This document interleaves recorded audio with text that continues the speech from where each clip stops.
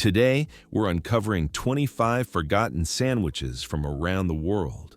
Some were born in poverty, others carried across oceans by immigrants, and many were once beloved staples before fading into obscurity.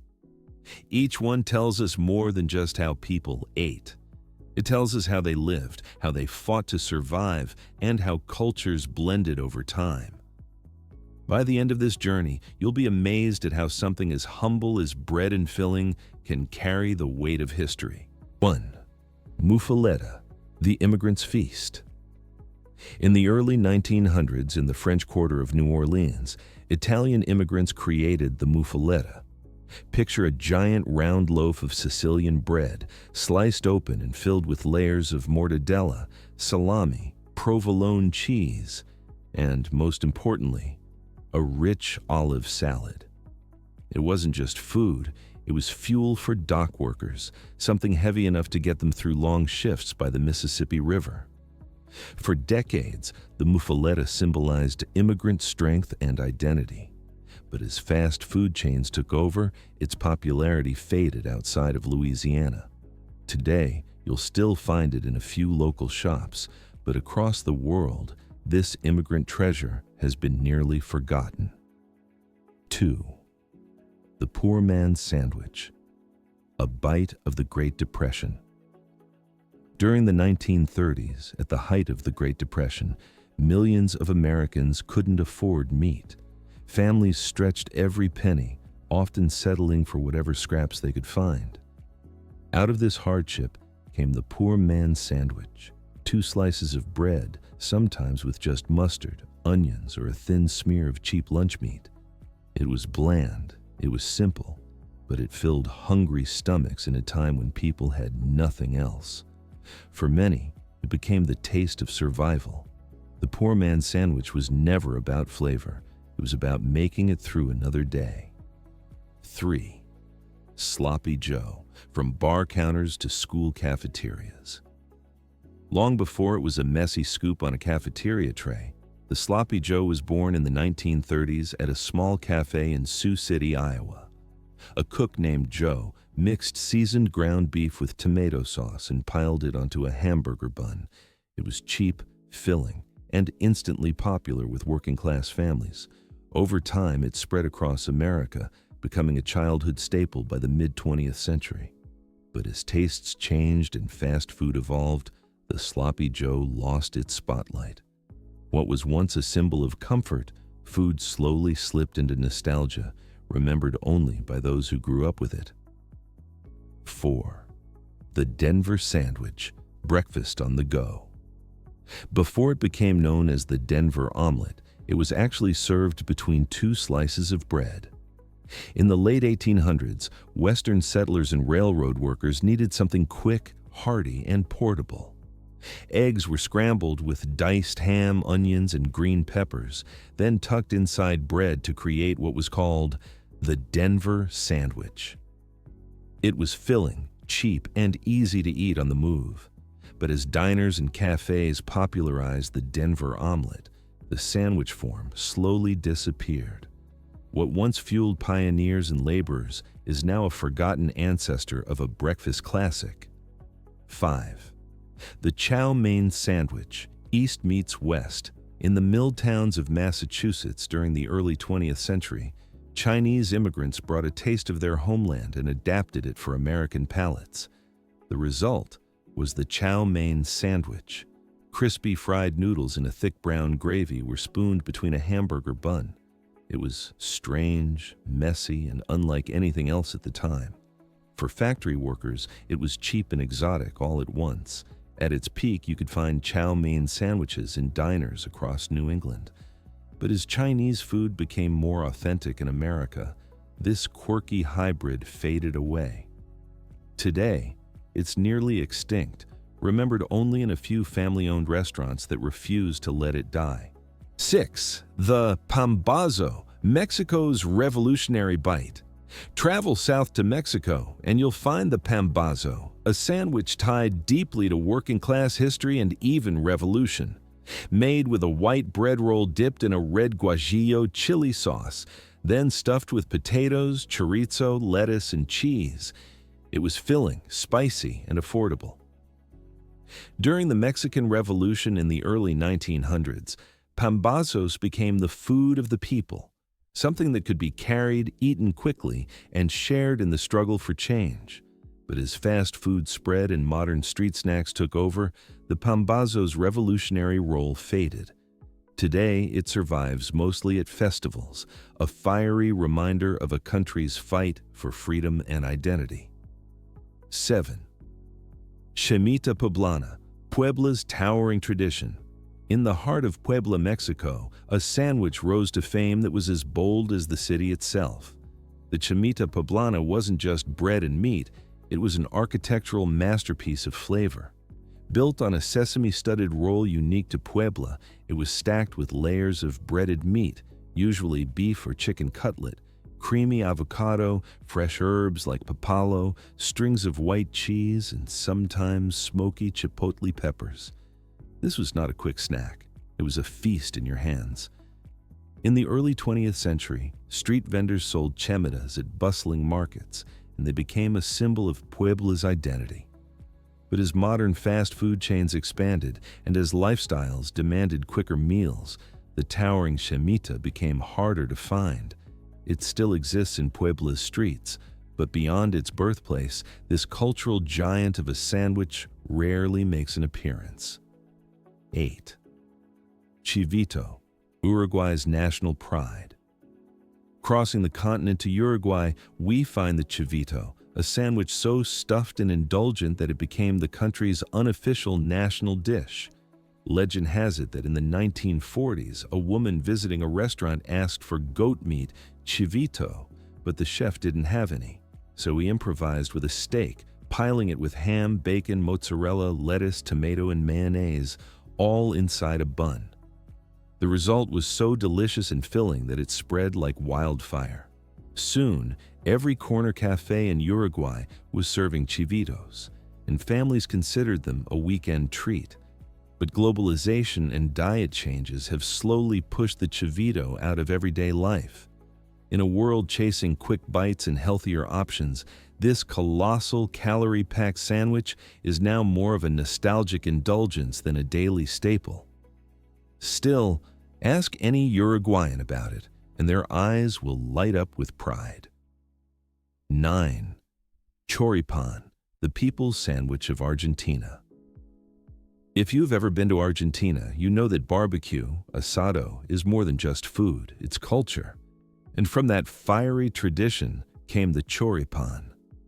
Simple yet powerful, it was made with chorizo sausage split open, grilled and tucked into crusty bread, then topped with tangy chimichurri. For factory workers and football fans alike, the choripan was the taste of community. It was cheap, flavorful, and could be eaten standing on a street corner with friends. In the mid-20th century, it was everywhere, from stadiums to street vendors. But as Argentina's economy shifted and international fast food entered the scene, the choripan began losing ground. Today, it still lives on at barbecues and matches, but it's no longer the everyday worker's lunch it once was.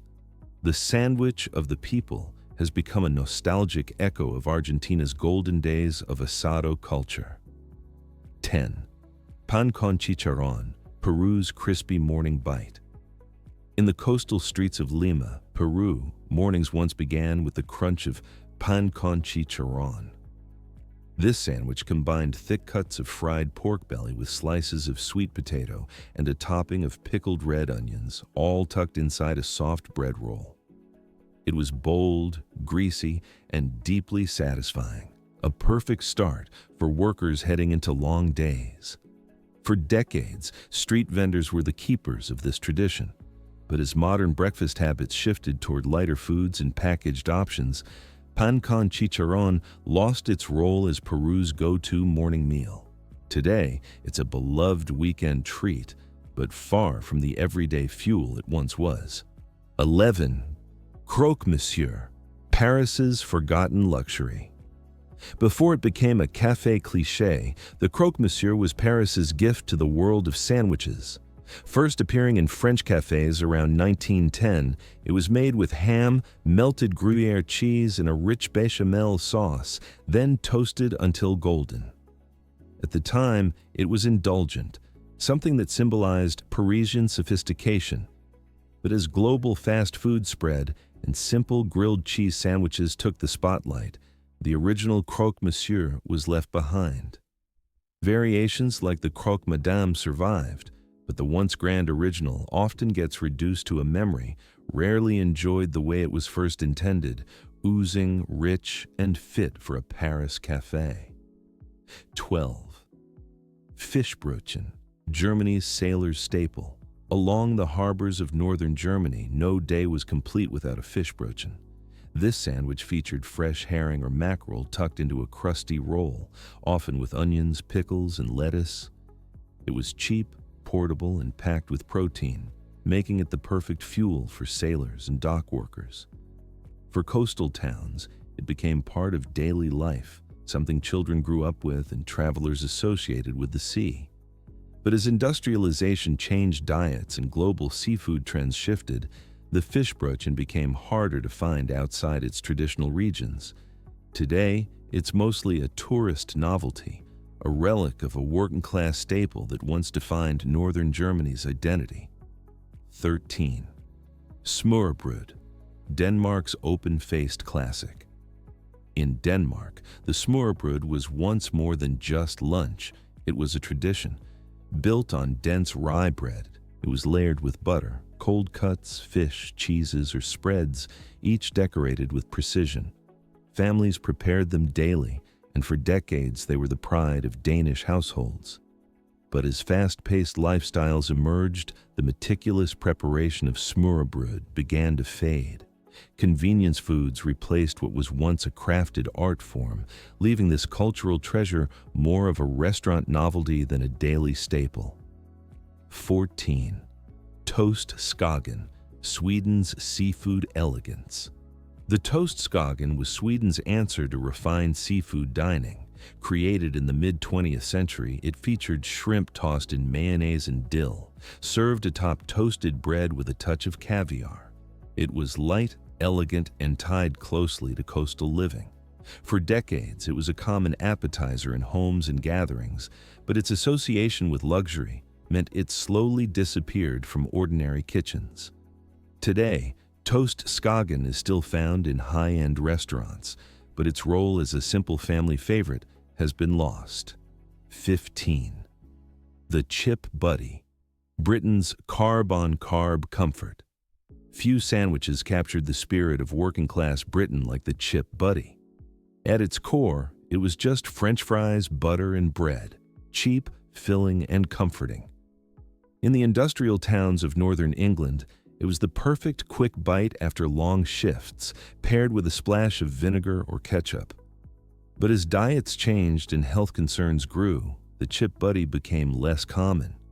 What was once a symbol of British resilience and simplicity is now remembered with nostalgia, more often spoken about than eaten. 16.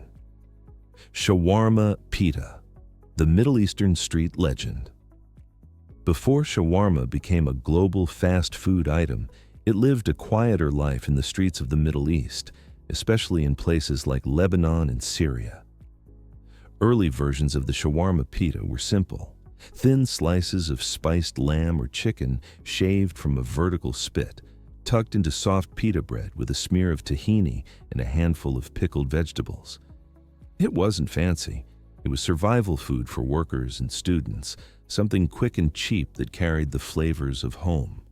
For immigrants moving to new countries, shawarma sandwiches were a taste of identity, linking them to family traditions.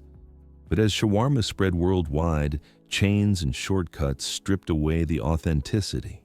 The rustic, handmade pita versions, wrapped in paper and dripping with juices, became rare. What survives now is a commercialized cousin, while the original working-class shawarma sandwich has quietly faded into memory. 17. The falafel sandwich, born in poverty, loved worldwide. The falafel sandwich has humble origins. In early 20th century Egypt, street vendors began frying balls of ground fava beans and chickpeas, tucking them into bread with lettuce, cucumbers, and tahini. It was filling, nutritious, and most importantly, cheap, perfect for the poor who couldn't afford meat. Soon it spread to neighboring countries, taking on new spices and garnishes, becoming a staple of Middle Eastern street food. For decades, it was the people's sandwich, eaten daily by millions. But in many places today, falafel has shifted from a poor man's meal to a trendy vegetarian option, sold in gourmet shops rather than crowded streets. Its cultural story, the food of resilience and resourcefulness, has been overshadowed by its reinvention as a health trend. 18. Bunny chow, South Africa's bread bowl of struggle. In apartheid era, South Africa, Indian immigrants in Durban created something ingenious, the bunny chow. They hollowed out a loaf of white bread and filled it with spicy curry, a portable, cheap, and filling meal. It wasn't just food. It was a way for marginalized communities to eat on the move when restaurants barred them entry. For workers, it became a symbol of both survival and defiance. Families passed recipes down, mixing Indian spices with local flavors, making bunny chow more than just a meal. It was cultural identity in bread. Over time, as South Africa modernized and international foods took over, bunny chow slipped from its role as daily nourishment. It remains a nostalgic street food, but its powerful history as the struggle meal of a community is often forgotten outside its homeland. 19. The Gatsby, Cape Town's giant feast. In the bustling streets of Cape Town, South Africa, the Gatsby was born in the 1970s. It wasn't just a sandwich, it was a mountain of food designed to be shared. A long French loaf was stuffed with fries, steak, sausage, or even calamari, then slathered with sauce, lettuce, and tomatoes. It was greasy, messy, and glorious. For working-class families, the Gatsby wasn't just a meal, it was a celebration, something bought at the end of a hard week and split among friends. Its oversized portions symbolized abundance in times when money was scarce. But as fast food chains dominated and healthier lifestyles gained momentum, the Gatsby began fading outside of its Cape Town roots. Today, it still survives in local shops, but its golden era as the ultimate communal feast is gone. 20. Khachapuri sandwich, Georgia's hidden hybrid. The country of Georgia is famous for its cheese-filled bread, khachapuri. But during the Soviet era, especially in the 1930s, a sandwich-style adaptation quietly emerged. Leftover khachapuri was split and filled with vegetables, salted fish, or meats to make a portable meal for workers. It wasn't refined or fancy. It was about survival in a time of scarcity. Families improvised, turning a national dish into a working man's sandwich. But as Soviet food culture standardized and as bread rations shrank, this humble hybrid disappeared. Today, khachapuri remains a Georgian icon, but its sandwich form has been erased, remembered only in scattered family stories. 21. Banh mi, Vietnam's colonial creation. Perhaps one of the most famous forgotten sandwiches is the original banh mi. Born under French colonial rule, it combined the baguette with local Vietnamese flavors. Early versions were simple: pickled vegetables, pâté, pork, and fresh herbs. For the Vietnamese, it was both a reminder of foreign occupation and a symbol of resilience, taking the colonizers' bread and filling it with their own soul. After the war, banh mi spread across the globe with Vietnamese immigrants, but its original form has slowly disappeared. Today, you'll find countless variations, often modernized with fusion twists. The rustic, humble banh mi of the 20th century street vendors has been overshadowed, leaving behind only fragments of the sandwich that once carried the weight of a nation's history. 22. Katsu sando, Japan's crispy elegance. In Japan, the katsu sando became popular in the early 20th century as Western food influences mixed with Japanese precision. It featured a breaded pork cutlet, fried golden, and tucked between fluffy white shakupan bread with a smear of tangy tonkatsu sauce. For office workers, it was the perfect balance, hearty yet neat, flavorful yet simple. At one point, it was sold in train stations, convenience stores, and even as a lunchbox staple. But over time, fast food burgers and global chains overshadowed it, leaving the humble homemade katsu sando less common in daily life. Today, gourmet versions exist, but the simple, affordable version that once fueled Japan's workforce is fading into nostalgia. 23.